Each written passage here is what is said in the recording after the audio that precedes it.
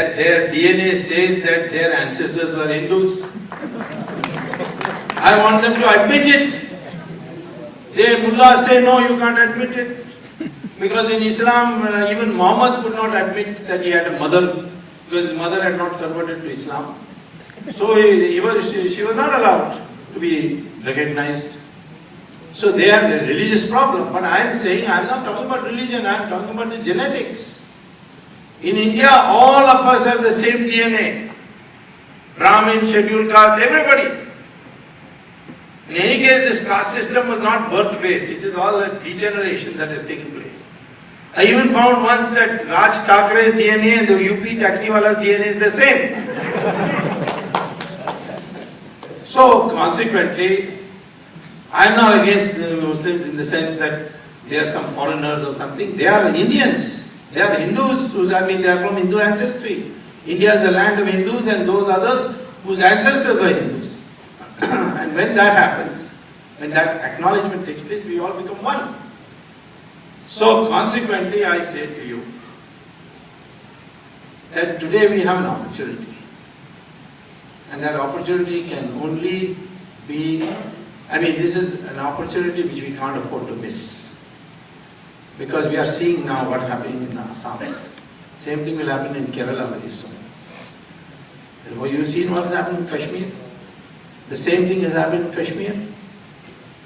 Kashmir, it has gone so far that people have been driven out. Article 370 was created by Jawaharlal Nehru so that Hindus don't flood Kashmir. But now we are finding that not only Hindus are not flooding Kashmir, but whatever Hindus are there, they are being driven out. So what we should do, in my opinion, is to ask, we have got 1 crore ex-servicemen, of which 1 million are very able-bodied. We should give them weapons and give them money and say, go and settle down in Kashmir. Because we don't want this population ratio of Hindus and Muslims to change. Of course, the Kashmir government says we will take back all the Kashmiri Pandits and the Sikhs and see that their law and order is protected, then no problem. The same thing we find in Bangladesh. 1/3 of Bangladesh Muslim population has come to India. Now, why was Bangladesh created? It was created originally as part of Pakistan. Pakistan was created because the British said in the floor of Parliament in Britain that those Muslims who do not want to live with Hindus, they must have a separate country. Otherwise there will be bloodshed. So Pakistan was created for those Muslims who can't live with Hindus. Now after getting Pakistan, which has now become Bangladesh, these very Muslims are coming to live with us Hindus. This is very strange. So what should India do? Should tell Bangladesh, take back your Muslims. Otherwise give us 1/3 of your territory to us. If they don't agree, then send an army column from Khulna to Sylhet and cut off the northern part of Bangladesh, which is 1/3 of Bangladesh. Pakistan was created for those Muslims who can't live with Hindus. Now those Muslims want to live with Hindus. Then what is the need for so much territory? They can't have the best of both worlds. So that kind of Virat attitude, not Sattvic attitude. Mahatma Gandhi was a great Hindu, but he was a Sattvic Hindu. We don't want Sattvic Hindu. We want Lord Krishna. We want Lord Rama. Virat Hindu. Virat Hindu is what we need, and that is necessary today because of the threats we are facing. This is an opportunity, but look at the threat. Pakistan will be taken over by Taliban. First country they will attack is your country. Because Taliban says India is an unfinished chapter of Islamic history.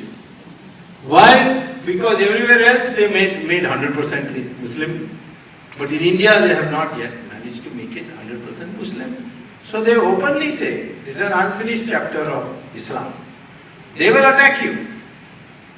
If you want to wait till they attack you, then it's a different matter. We will fight. I mean, I am sure that the Indian Hindu population is sufficient that when there's a crisis, we all rise up, like in emergency, rose up. When China attacked, we all became one, even parted with gold for National Defense Fund. So, but we are going to face serious threats. There's a threat within your country, which you now see in Assam. You will see it soon in Kerala. You will see it more in Uttar Pradesh. You've got to have answers for it. And the answers, if you ask someone to know what ails the Hindu community, it is this ignorance of the threats that you are facing. Most people say, no, nothing is happening. It's not so. We are sitting on a time bomb, which will burst one day, killing us all unless we take necessary steps to defuse it. The second threat we face is this westernization. I'm not saying modernization is bad, but westernization, families cracking up, lack of respect for parents, lack of respect for age. Then this materialism, which is leading to greed. Greed is leading to corruption. I had a student at IIT when I was a professor there, called Rajat Gupta. I find he's going to jail. What was his problem? He wanted to be the richest Indian amongst the NRIs. And he thought a few million is not enough. And therefore he was looking for shortcuts. That is what greed has done. Much of the corruption in India is because of greed. This greed has come through a one-dimensional commitment to materialism. Hinduism has never advocated one-dimensional commitment to materialism. They always, Hindus say, the Sanatan Dharma says, materialism must be harmonized with the advancement of spiritual values. That is what material values are supposed to be. And that's what we are not doing. We have, therefore, all kinds of problems. We need to be ruled by Indians. For starters.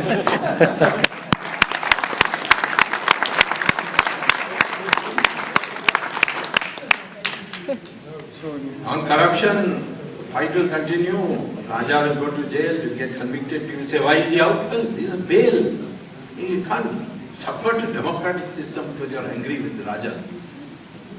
Kanimuri will also be convicted, will go to jail. So will Maran. Maran's turn is coming very soon.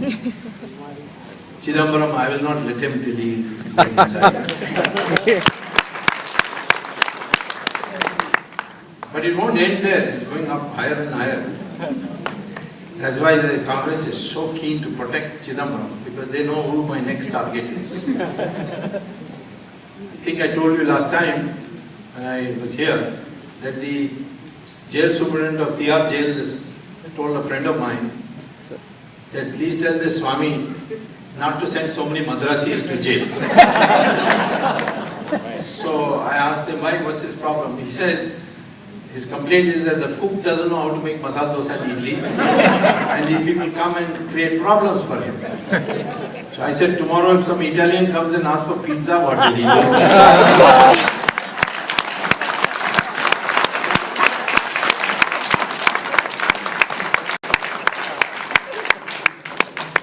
People say, why are you so much against Sonia Gandhi? She wears a sari, she puts a diddi sometimes. Does namaste, she's trying to be a daughter-in-law. Should I accept her?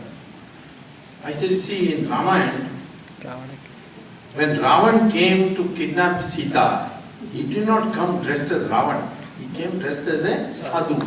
There is Bhagavad. Sonia Gandhi's sari is not going to fool me. I know her real intentions. And we have seen it in the extent of corruption. She is perhaps the most corrupt of all. 100,000 crores in foreign bank accounts.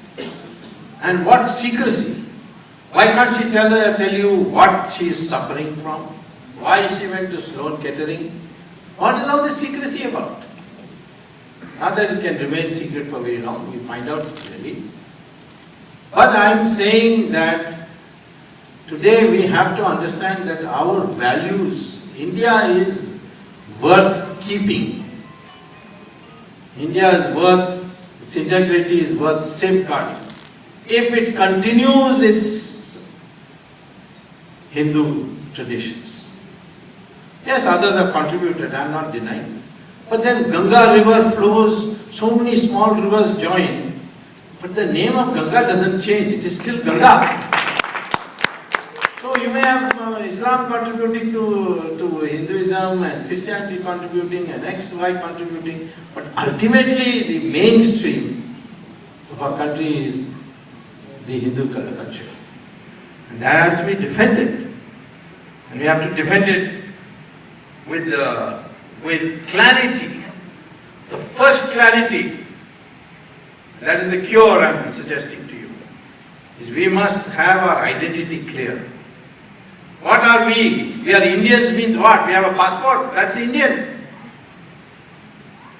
No, we belong to this country means what? We belong to what part of this country? Or what historic phase of this country? Do you accept Ramayana and Mahabharata? You can't say I accept only Quran. Quran was not India, it was founded in Middle East. Therefore, there must be an identity, and I say the identity of India is, an identity of an Indian is either he is a Hindu or is someone who proudly acknowledges that his ancestors were Hindus. That's how we become one family. The second thing is correct history. We don't know what our history is. We don't even know when Chanakya was born, because the British have completely twisted it. They say that Chanakya was 4th century AD. Actually, he is when Alexander came. Chanakya was there. He said, he was in Bihar. And he took his army, he ordered Chandragupta to go and face the Greek army. Because he said, now you are Chakravarti. You are not going to think of protecting Bihar. You have to protect the whole country. The whole country is under threat. And how did this mistake come about? Because after Alexander went, there was some historian called Megasthenes. He wrote a book in which he says that the king who was victorious against the Greeks was called Sandrakotas. So the Englishman garbalized that and said that is Chandragupta. So therefore it is Chandragupta Maurya. But unfortunately we have two Chandraguptas. Chandragupta Gupta and Chandragupta Maurya. So how can it be Chandragupta Maurya when you have no proof? But if you count the Puranas give you the complete history, which all Western historians have ignored. You will know that it is Chandragupta Gupta of 383 BC or whatever period it was. So our whole history is all same thing. We are all beaten, everybody came, they looted our country, they ruled over us. We kept fighting every place. Take the Vijayanagaram Empire. It was founded in Karnataka but went all the way to the borders of Assam. It covered more territory than the Mughals ever covered. And it lasted 300 years. Akbar to Aurangzeb is how many years? 150 years. But our history book, one chapter for each Mughal Badshah. But for Vijayanagara Empire, one small paragraph. In Karnataka, there was a kingdom called Vijayanagara. So I urge you, number one, be clear about the identity of India. 2, get a clear understanding of history. 3, if there is one thing all of you can do to become a Virat Hindustani, and that is learn Sanskrit. At the earliest opportunity, if you can't learn, make your children learn. If your children can't learn, make your grandchildren learn. That language generates vibrations in your body by which you get transformed. So, I have already told you what ails our society. It is the lack of a corporate concept of Hinduism. Why we are Hindus, we are not clear. We don't know. Our enemies know what they are and they know how to attack you. So in order to meet that, to preserve ourselves, we must now develop a corporate Hindu concept, a Virat Hindu outlook, and two, that the cure for it is to develop an attitude that if you are attacked, you will retaliate. Just as Lord Krishna teaches you, as Lord Rama did, these great traditions teach you that when injustice is done, you will retaliate. And not say that, this is our karma and we have to suffer it. Thank you very much.